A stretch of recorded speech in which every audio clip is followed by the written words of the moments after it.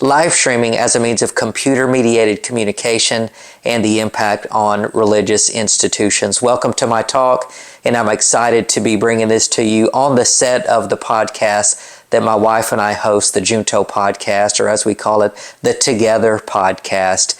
So how has live streaming changed communication in terms of places of worship, religious institutions, and things of that nature? And that's the topic that we'll be discussing today. And the questions that we would like to answer is, one, we would like to analyze how places of worship adapted to a new, almost forced method of computer-mediated communication. Second thing we're going to look at is the aspect of viewing churches and or other religious places of worship as an OSG. Now, what is an OSG? Well, that is an online support group. Now, we'd also like to talk about how we can analyze religion and or belief in a higher power. How does that affect our communication? How does it play into our communicative behaviors that we have as people? So we'll be looking at that concept as well.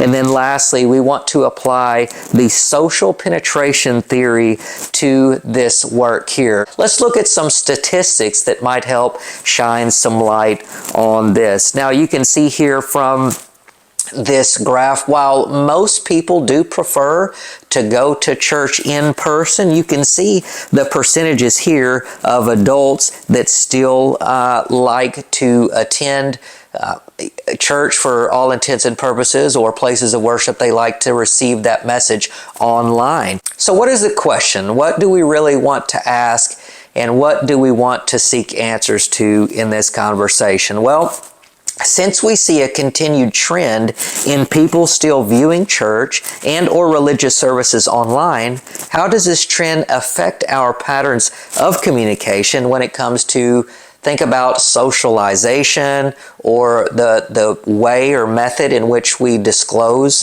build relationship with others? And what implications does this have on places of worship to continue to communicate its message via computer-mediated communication? And so how does this social penetration theory factor in to this communication method that's done online? Is it the same as face-to-face relationship, or are these stages still the same in an online platform? Now, why is this information important? Why is this information important? Well, according to Pew Research, 88% of Americans believe in God or another higher power. Now, think about that. That's the majority of most Americans who believe that there is a God or a sense of a higher authority than themselves. And then we also learned from Croucher, Zhang, and Ramani in 2017 that religion as a part of culture has been linked to numerous communication traits and behaviors. So think about that. There are certain behaviors and traits that we have as people that are linked directly to those religious or spiritual aspects of our being. And then lastly, technology along with computer-mediated communication is emerging in religious places of worship.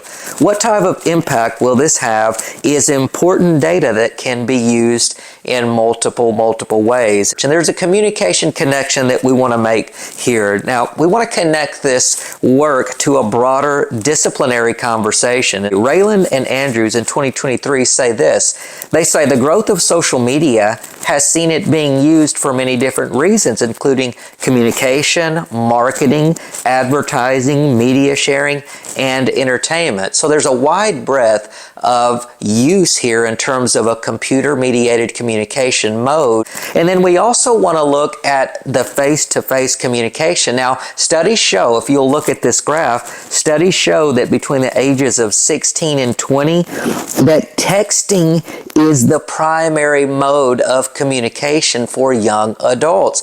Now, what kind of implication does this have for us in terms of face-to-face communication, since face-to-face communication is on the decline?